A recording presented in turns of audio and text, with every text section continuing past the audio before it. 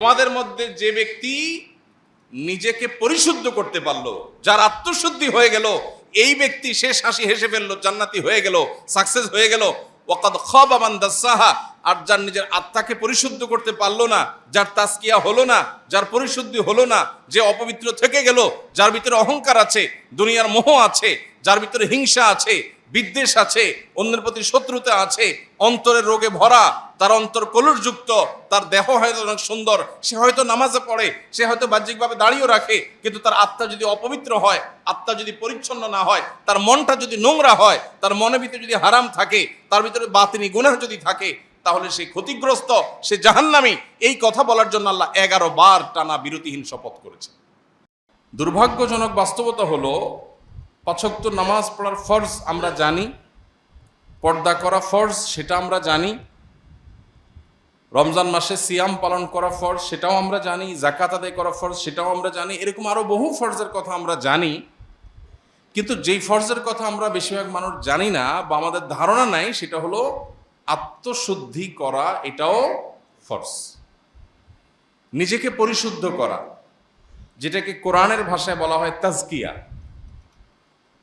কোরআনের ভাষায় কি বলা হয়? তাজকিয়া।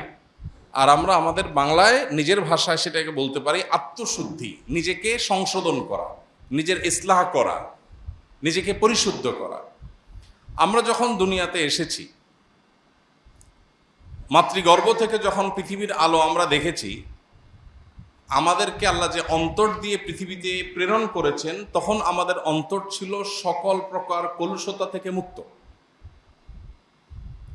আমরা যখন মাতৃগর্ভ থেকে দুনিয়ার আলোতে এসেছি, তখন আমাদের কেউ আমাদের অন্তরে কোনো অহংকার লালন করতাম না। কি বলেন, কোনো দুধের শিশু কি অহংকারী হয়? কোনো দুধের শিশু কি কারোর সাথে অহংকার করে? কারোর প্রতি শত্রুতা করে? নাই। তার মানে আমরা যখন দুনিয়াতে এসেছি, আল্লাহ তাআলা আমাদেরকে যে অন্তরটা আমাদের বডিতে দিয়ে দিয়েছেন, সে অন্তরটা ছিল ফ্রেশ, কালিমা মুক্ত, কলুষ মুক্ত। সে অন্তরে কোনো ত্রুটি ছিল না, কোনো দাগ ছিল না, একেবারে ফ্রেশ। সে অন্তরে কোনো হিংসা, বিদ্বেষ, দুনিয়ার মোহ। একটা দুধের শিশুর কি দুনিয়ার মোহ থাকে?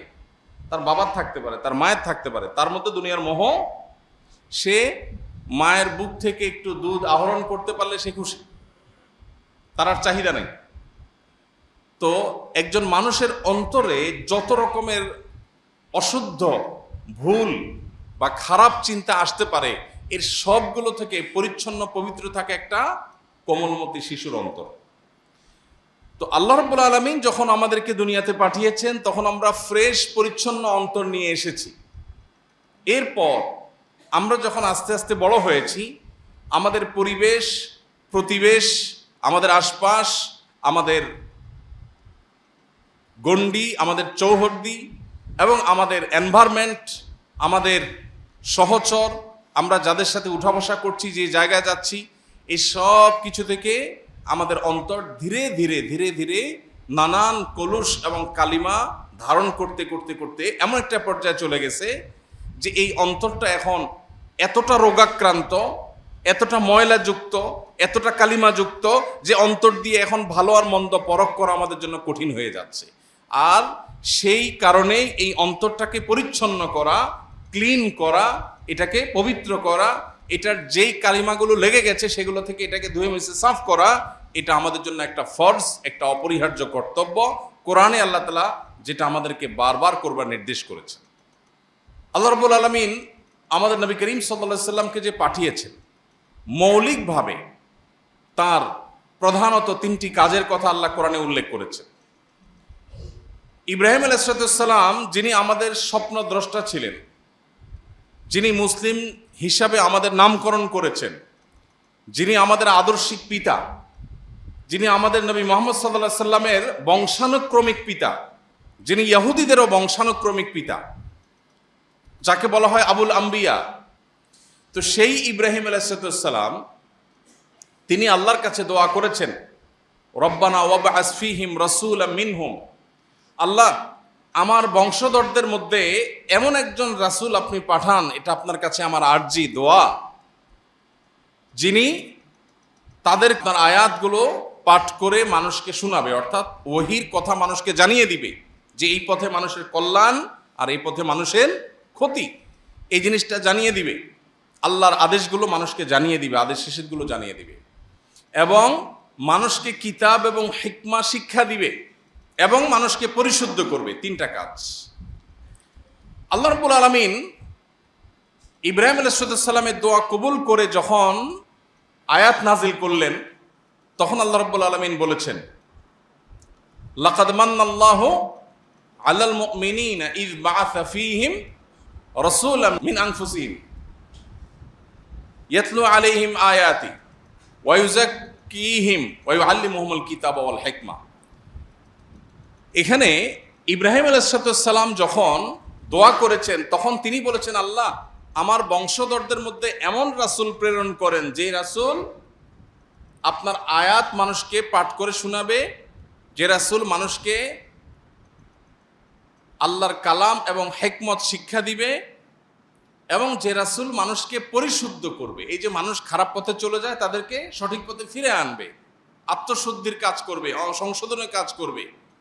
এখানে ইব্রাহিম আলাইহিস সালাম সিরিয়াল করতে গিয়ে 1 নম্বরে এনেছেন আল্লাহর আয়াত তেলাওয়াত করা, 2 নম্বরে এনেছেন মানুষকে কোরআন এবং সুন্নাহ বা হিকমার তালিম দেওয়া, আর 3 নম্বরে এনেছেন তাজকিয়া বা পরিশুদ্ধ করা মানুষকে।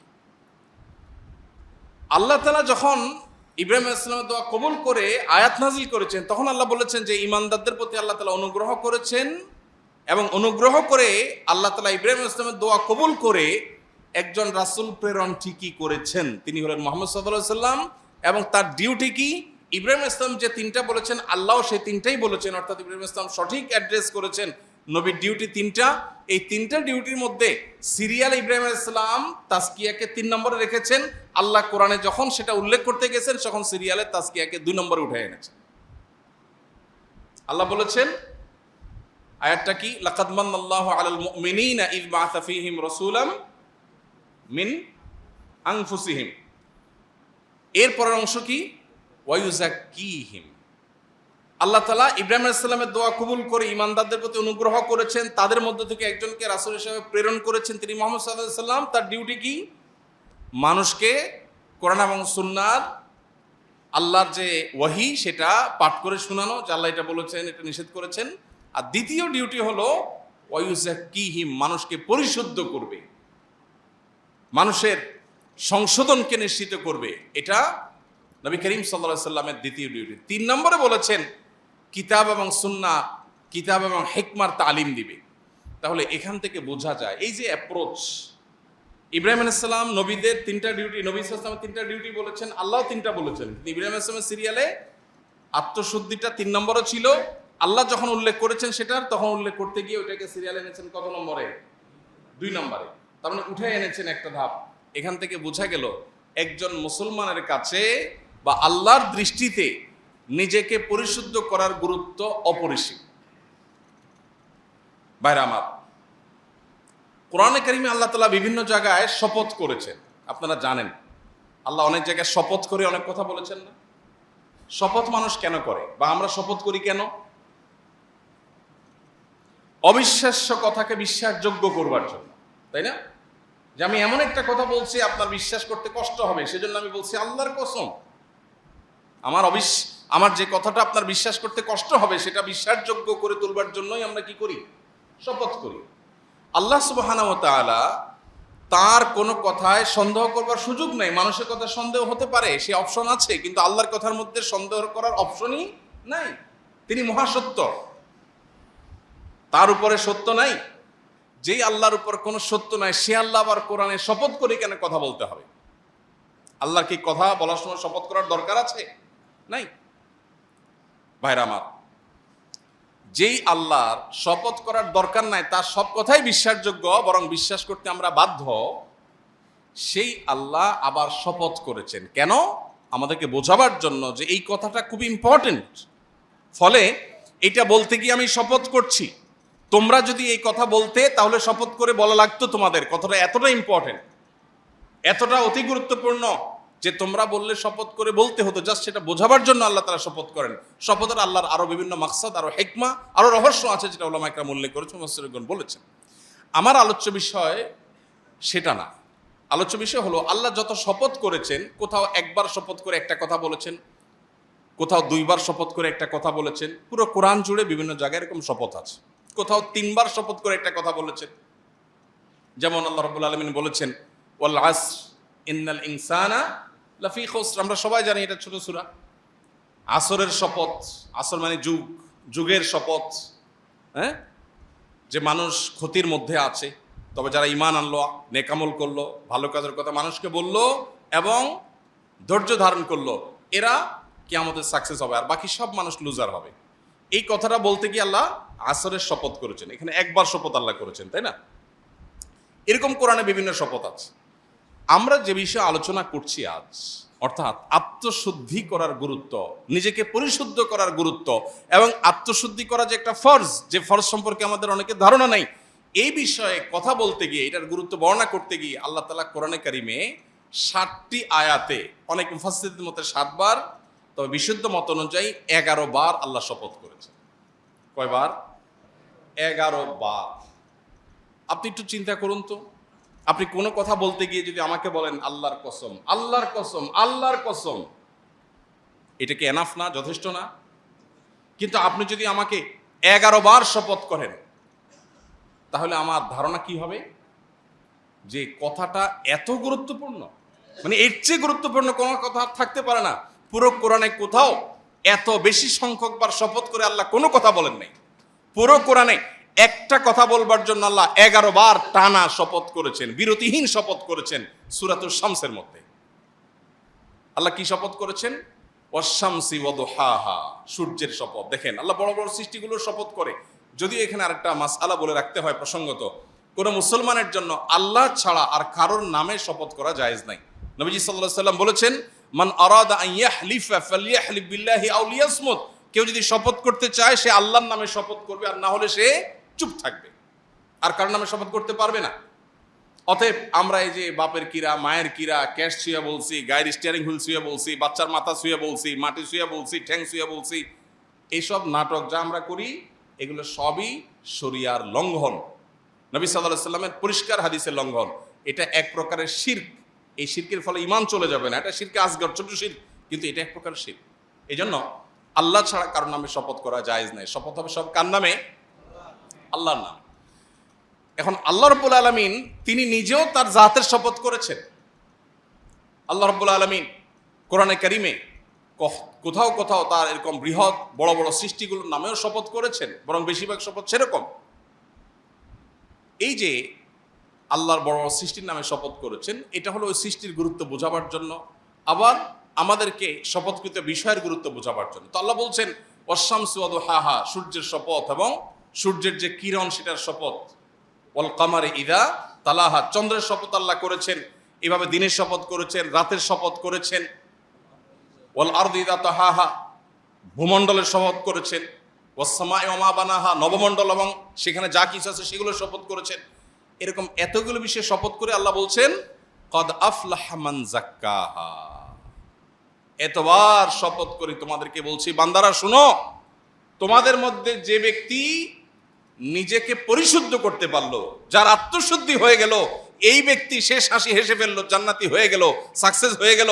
ওয়াকাদ খাবা মান দাসাহা, আর যার নিজের আত্মাকে পরিশুদ্ধ করতে পারলো না, যার তাজকিয়া হলো না, যার পরিশুদ্ধি হলো না, যে অপবিত্র থেকে গেল, যার ভিতরে অহংকার আছে, দুনিয়ার মোহ আছে, যার ভিতরে হিংসা আছে, বিদ্বেষ আছে, অন্যের প্রতি শত্রুতা আছে, অন্তরের রোগে ভরা, তার অন্তর কলুষযুক্ত, তার দেহ হয়তো অনেক সুন্দর, সে হয়তো নামাজে পড়ে, সে হয়তো বাহ্যিকভাবে দাঁড়িয়েও রাখে, কিন্তু তার আত্মা যদি অপবিত্র হয়, আত্মা যদি পরিচ্ছন্ন না হয়, তার মনটা যদি নোংরা হয়, তার মনের ভিতরে যদি হারাম থাকে, তার ভিতরে বাতিনি গুনাহ যদি থাকে, তাহলে সে ক্ষতিগ্রস্ত, সে জাহান্নামী। এই কথা বলার জন্য আল্লাহ 11 বার টানা বিরতিহীন শপথ করেছে। ভাইরা আমার, তাহলে যেই ফরজটার ব্যাপারে আল্লাহ তাআলা কোরআনে এত গুরুত্ব আরোপ করেছেন, যেই কথা বলতে গিয়ে টানা 11 বার শপথ করেছেন 60টি আয়াতের মধ্যে, সেই বিষয়টা আমাদের কাছে সবচেয়ে অবহেলিত। এটা ইন্টারেস্টিং বিষয়। যে জিনিসটা কোরআন হাদিসে যত বেশি গুরুত্বপূর্ণ হবে, শয়তান সেটা আমাদেরকে তত বেশি ভুলিয়ে রাখবে। শয়তান তত বেশি আমাদেরকে ভুলিয়ে রাখবে। যেমন কোরআনে কারীমের পাতায় পাতায় আপনি শয়তান সম্পর্কে ধারণা পাবেন। আপনি যদি কোরআন পড়েন আপনি দেখতে পাবেন আল্লাহ আপনাকে ধারণা দিচ্ছেন শয়তান থেকে সাবধান থাকবা, শয়তান থেকে কেয়ারফুল থাকবা, শয়তান কিন্তু তোমাদের শুধু শত্রু, সে কিন্তু আদু ও মুবিন, আল্লাহ বারবার বলেছেন। কিন্তু ইন্টারেস্টিং বিষয়, শয়তান সম্পর্কে কোনো আলোচনা নেই। শয়তান বিষয়টা এখন আমাদের কাছে অনেকটা বায়বীয় বিষয়ে পরিণত হয়ে গেছে। আজ থেকে 10, 20, 30 বছর পরের যে প্রজন্ম আসবে, আল্লাহ না করুন এমন না হয় যে তখনকার প্রজন্মের কাছে শয়তান বলতে জাস্ট একটা কাল্পনিক বিষয়, এটা অবাস্তব বিষয়, এরকম ধারণা না হয়। এখন যেরকম আমাদের অনেক মুসলিম ভাই বোন আছেন যারা বলে, আমার কাছে অনেক অনেক ধরনের মানুষজন আসে। একজন পাওয়ারফুল পলিটিশিয়ান তিনি আসছেন কিছুদিন আগে, এসে বললেন যে ভাই আমি জিন জাদু বিশ্বাস করি না, জিন জাদু বিশ্বাস করি না। এখানে বিশ্বাসের জায়গাটা পরিষ্কার করা দরকার। একজন মানুষ তিনি আসলে কি মানসিক রোগী নাকি তিনি জিনে আক্রান্ত, এটা নিয়ে আমার সন্দেহ হতেই পারে এবং আমি এটা ডিনাই করতেই পারি না। আমার মনে হচ্ছে এটা মানসিক রোগী। আপনি যতই বলেন না এটা জিনে ধরা রোগী, আমি এটা ডিনাই করতেই পারি, কোনো অসুবিধা নেই, কারণ এটা আসলে কি সেটা ডায়াগনোসিস তো নিশ্চিতভাবে হয় নাই। সো এটা অস্বীকার করলে কিছু হবে না।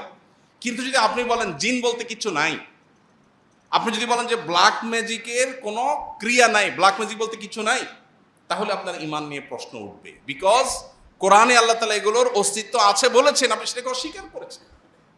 এখন যেটা হয়েছে সমস্যা, সেটা হলো আমরা এত বেশি বিজ্ঞান নির্ভর হয়েছি, সায়েন্সকে আমরা এখন খোদা বানায় বসে আছি, নাউজুবিল্লাহ।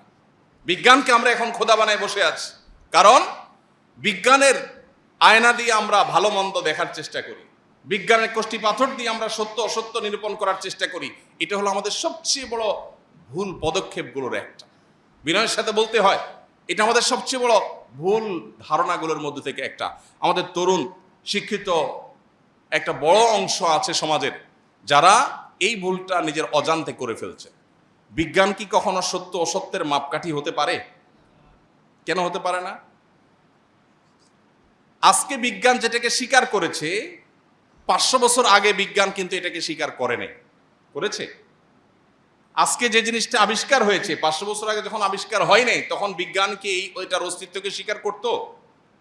তাহলে এখন যেটার অস্তিত্বকে বিজ্ঞান অস্বীকার করছে, হতে পারে 500 বছর পরে বিজ্ঞান আবিষ্কার করবে, স্বীকার করবে। সো বিজ্ঞান কখনো সত্য অসত্যের মাপকাঠি হতে পারে না। হ্যাঁ, বিজ্ঞান আমাদেরকে ইনফরমেশন দেয়, সত্য আবিষ্কারে সাহায্য করে, সন্দেহ নেই, কিন্তু এটাই একমাত্র সত্য অসত্য আবিষ্কারের বা নিরূপণের মানদণ্ড হতে পারে না।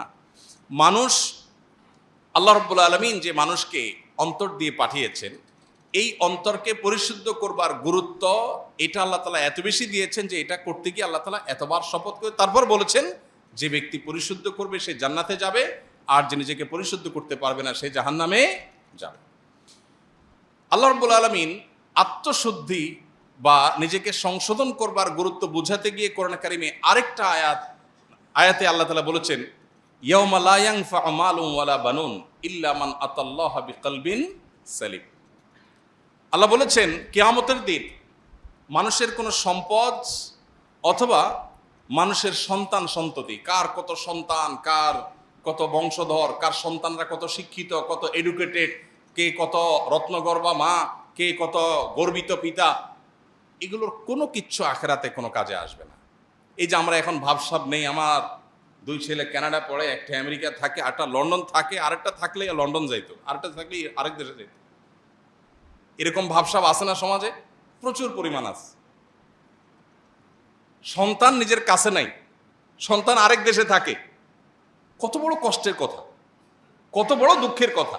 আরেকজনের সন্তান হয়তো একটা ছোট কাজ করে, কিন্তু সকাল বিকাল সন্তানের মুখটা দেখে, কত শান্তি। কিন্তু দুর্ভাগ্য আমাদের, এমন এক পৃথিবী আমরা পেয়েছি যে পৃথিবীতে গর্ব করার বিষয়গুলো অনেক ক্ষেত্রে বেশ হাস্যকর হয়ে যায়। তো যাই হোক, এই যে সন্তান নিয়ে গর্ব বা সম্পদ নিয়ে গর্ব করি, আল্লাহ বলছেন ইয়াউমা লা ইয়ানফা'ু মালুন ওয়ালা বানুন, তোমার সন্তানের গর্ব কিংবা তোমার অমুক অ্যাসেট আছে, তমুক অ্যাসেট আছে, এটাও আমার, ওইটাও আমার, এটা আমি কামাই করেছি, সেটা আমি করেছি। মানুষ গল্প দিতে শেষ। আজকাল যত মানুষ পাবেন, গল্প দেয়া মানুষ ছাড়া মানুষ পাওয়া খুব ডিফিকাল্ট হয়ে গেছে, খুবই টাফ। যাকেই পাবেন বসলে দেখবেন গল্প শুরু হয়ে গেছে। কি হয়েছে ভাই, এখানে আমার একটা ফ্ল্যাট আছে আর কি, এই দোকানটা আল্লাহ দিছে আর কি ভাই, আমার কিছু না, আল্লাহ দিছে। এটা আমি দেখভাল করি আর কি ভাই, মালিক না, আমি নিজের মালিক বলি না। মানে আবসাব জাহিরেরও একটা মুন্সিয়ানা আছে, মানে অহংকারেরও বেশ দারুণ ক্রিয়েটিভ উপায় আছে। এই বাড়িটা আমি দেখভাল করি আরে ভাই, আমি দারোয়ান আর কি ভাই, মালিক তো আল্লাহ আসলে। আহা, কত বিনয়, সুবহানাল্লাহ। কেন আপনার ইনফরমেশনটা না জানলে আমার কি ক্ষতি হইতো? আপনি আমাকে ইনফরমেশনটা দিয়ে কি উপকার করলেন? আপনি এই বাড়ির মালিকটা না জানলে আমার কি সমস্যা হইতো? কিন্তু যার কাছেই যাবেন, বসবেন, 5 মিনিট সুযোগ পাইলে আর কিছু না পারলে বলবে অমুক এমপি সাহেব আমার তালতো ভাইয়ের খালাতো ভাইয়ের দোস্ত। মানে কিছু একটা তাকে বলতে হবে। এই যে মানুষের অহংকার, এই যে মানুষের গর্ব, আল্লাহ বলছেন ইয়াউমা লা ইয়ানফাউ মালুন ওয়ালা বানুন। সম্পদ পাহাড় নিয়ে যেতে পারো, সম্পদের পাহাড় কিংবা সন্তান, গর্ব করার মতো সন্তানের বিশাল বহর নিয়ে যেতে পারো, কিয়ামতের দিন এগুলো কোনোটা গল্প তোমার মুখ দিয়ে আসবে না। কারণ এগুলো সবগুলো তোমার মনে হবে, পরিষ্কার হবে, এগুলো কোনোটা তোমার কাজে আসবে না। একটা জিনিস কাজে আসবে, কি? ইল্লা মান আতাল্লাহা বিকলবিন সালিম। কেউ যদি আল্লাহর কাছে এমন একটা মন, এমন একটা অন্তর নিয়ে হাজির হতে পারে যে অন্তরটা পবিত্র। সালিমের অর্থ পবিত্র অবশ্য না, সালিম মানে সুস্থ। সালিম মানে কি? সুস্থ। যে অন্তরটা সেফ, নিরাপদ, সুস্থ, স্বাভাবিক, যে অন্তরের ভিতরে দুনিয়ার মোহ নাই, হিংসা নাই, বিদ্বেষ নাই, খারাপ কিচ্ছু নাই, অন্তরটা ফ্রেশ, এই ব্যক্তির এই অন্তরটা কিয়ামতের দিন কাজে আসবে। এজন্য ভাই, নিজেকে পরিশুদ্ধ করবার গুরুত্ব আমাদের বুঝতে হবে।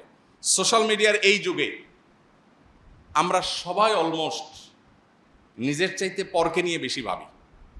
নিজের চাইতে অমুকে কি করেছে, তমুকে কি করেছে, অমুকের কি বলা উচিত ছিল, তমুকের কি করা উচিত ছিল, কার কি সমস্যা আছে, আমার কি সমস্যা আছে, এটা নিয়ে কোনো অ্যানালাইসিস সাধারণত করার সুযোগ আমাদের হয় না। ওই যে শুরুতে বলেছি, আল্লাহ রাব্বুল আলামিন দুনিয়াতে যখন পাঠিয়েছেন তখন একটা মন দিয়ে পাঠিয়েছেন। সেই মনটাতে কোনো নোংরামি ছিল, কোনো কলুষতা ছিল, কোনো খারাপ কিছু ছিল?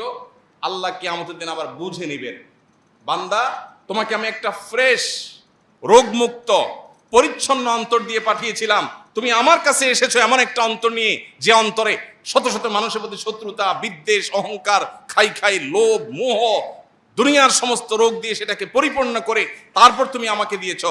আমি অন্তরটা অ্যাকসেপ্ট করব না? আমি যে পরিচ্ছন্ন অন্তর দিয়েছি আমি সেটাই রিটার্ন চাই। যদি সেটা দিতে হয় তাহলে এখন থেকে আমাদেরকে আত্মশুদ্ধির অভিযানে নামতে হবে, নিজেকে সংশোধন করার কাজে নামতে হবে। আল্লাহ আমাদের সবাইকে সেই তৌফিক দান করুন। সবাই চেষ্টা করবো তো ইনশাআল্লাহ। কিভাবে আত্মশুদ্ধি হতে পারে? প্রতিনিয়ত সবসময় আমার নিজের সমস্যাগুলোকে চিহ্নিত করার চেষ্টা করা। আমরা যদি সবাই নিজের দিকে তাকাতাম, নিজের সংশোধনের চিন্তা করতাম, তাহলে সমাজটা অনেক সুন্দর হয়ে যেত। দেখুন, গোটা পৃথিবী আপনাকে বলবে ভোগ করো, ইসলাম আপনাকে বলে নিজেকে সংশোধন করো, নিয়ন্ত্রণ করো, কন্ট্রোল করো। এই যে আত্মাকে বা নিজেকে নিয়ন্ত্রণ করবার যে এক্সারসাইজ, এটা একমাত্র ইসলাম বলবে আপনাকে, আর কোথাও বলবে না। ইসলামই আপনাকে বলবে কন্ট্রোল করো। আজকের পৃথিবীর প্রত্যেকটা বিষয়ের দিকে তাকালে আপনি দেখবেন আপনাকে শুধু ভোগের আহ্বান করা হচ্ছে। বিজ্ঞাপনী বিলবোর্ড কিসের আহ্বান করে? ভোগের। পত্রিকার পাতার বিজ্ঞাপন কিসে আহ্বান করে? ভোগের। গোটা পৃথিবীর যেদিকে তাকাবেন আপনাকে ভোগের আহ্বান করা হচ্ছে।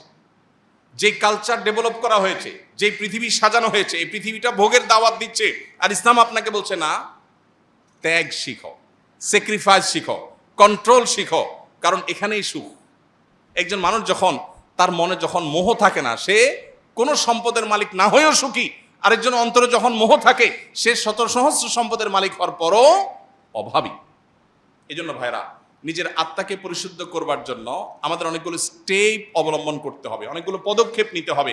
এবং তার আগে, পদক্ষেপ নেওয়ার আগে আমাদের আবারও মনের মধ্যে গেঁথে নিতে হবে, নামাজ, রোজা, হজ, যাকাত, হালাল উপার্জন, পর্দা করা, বাবা মার কথা শোনা, এসব বিষয়গুলো যেরকম ফরজ, ঠিক একইভাবে নিজেকে সংশোধন করা, আত্মশুদ্ধি করা, নিজের পরিশুদ্ধির জন্য উদ্যোগী হওয়া, এটাও একটা ফরজ। বরং এটা এমন ফরজ, যেই ফরজের কথা বলতে গিয়ে আল্লাহ শপথ করেছেন 7 আয়াতে 11 বার, যেটার কথা নবীজি বলেছেন, আলা ইন্না ফিল জাসাদে লামুজগা। মানুষের শরীরে একটা বিশেষ অর্গান আছে, একটা পার্ট, একটা অংশ আছে, ইদা সলুহাত, সেটা যদি ঠিক হয়ে যায়, সলুহাল জাসাদু কুল্লু, পুরো মানুষের বডিটাই ঠিক হয়ে যায়। ওইদা ফাসাদাত, সেই অর্গানটা, সেই শরীরের অঙ্গটা যদি নষ্ট হয়ে যায়, পুরো শরীর নষ্ট হয়ে যায়। আল্লাহ ওয়াহিয়াল কলব, নবীজি বলেছেন সেটা হলো অন্তর, আর কিছু না। নবীজি বলেছেন আত্তাকওয়া হাহুনা, আত্তাকওয়া হাহুনা, আত্তাকওয়া হাহুনা, মানুষের অন্তরের মধ্যেই হলো তাকওয়া। এটা যদি ঠিক হয়ে যায়, তখন এটা রাজধানীর মতো, হাত, মুখ, চোখ, সব অঙ্গ প্রত্যঙ্গগুলো ওইটার ডিরেকশন অনুযায়ী চলতে থাকে। আর যখন ভেতরে অহংকার থাকে, তখন বাহির দিয়ে বিনয়ের ভাব ধরে, আসলে মনে কি অহংকার। এজন্য ভাইরা, নিজের পরিশুদ্ধির জন্য আমাদের কিছু স্টেপ নিতে হবে। নাম্বার 1, কিভাবে আত্মশুদ্ধি হতে পারে। 1 নম্বর হলো সকল প্রকার গুনাহ থেকে বাঁচার জন্য সর্বোচ্চ সংগ্রাম করা। কারণ নবীজি সাল্লাল্লাহু আলাইহি সাল্লাম বলেছেন, মানুষ যখন কোনো গুনাহ করে, আল্লাহর কোনো নিষিদ্ধ পথে যায়, কোনো একটা পাপের কাজ করে, মোবাইলে একটা হারাম জিনিস দেখে ফেললেন, একজন পুরুষ পর্নোর ছবি দেখলেন, মজা নিলেন, একটা হারাম গুনাহের কাজ করলেন, এর ফলে কি হবে? অন্তরের মধ্যে, অন্তরটা কিন্তু ফ্রেশ ছিল, এটাতে একটা দাগ পড়বে। একটা গুনাহ করলে একটা দাগ পড়ে, হাদিসে আসছে।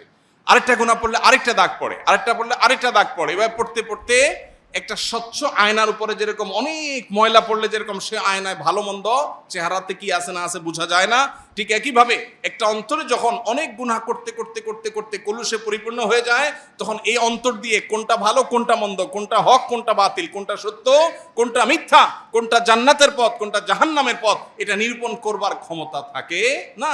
এই জন্য আমার অন্তরকে পরিশুদ্ধ করবার জন্য 1 নম্বরের কাজ হলো সকল প্রকার গুনাহ থেকে বাঁচার জন্য সর্বোচ্চ সংগ্রাম করা। এরপরে যদি গুনাহ হয়ে যায়, ওই যে অন্তরে গুনাহ হয়ে গেছে মানে দাগ পড়ে গেছে, এই দাগ রিমুভ করার জন্য উপায় আছে। গ্লাস পরিষ্কারের জন্য যেরকম গ্লাস ক্লিনার আছে, ঠিক একইভাবে অন্তর পরিষ্কারের জন্য কল্ব ক্লিনার আছে। সেই ক্লিনারের নাম হলো তওবা। সেটার নাম কি? তওবা। বান্দা যখন তওবা করে, আত্তাইবু মিনাজ যামবি কামাল্লা যামবালা, তার অন্তরে যে দাগ পড়ে যায়, ভালো করে তওবা করতে পারলে সেই দাগ মুছে যায়।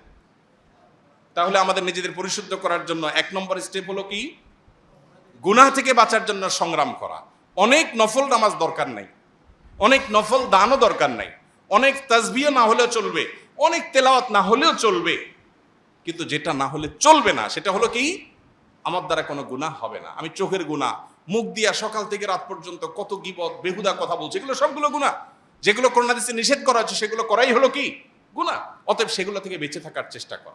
যদি কোনোটা হয়ে গেছে আমি টের পাই, এই কথাটা তো বলা ঠিক হয়নি, আমার অন্যায় হয়ে গেছে, দেরি না করে সাথে সাথে রিমুভার দিয়ে সেটাকে রিমুভ করা, অর্থাৎ তওবা করা যে আল্লাহ আমি অন্যায় করেছি, আর করবো না, এটাই রিমুভার।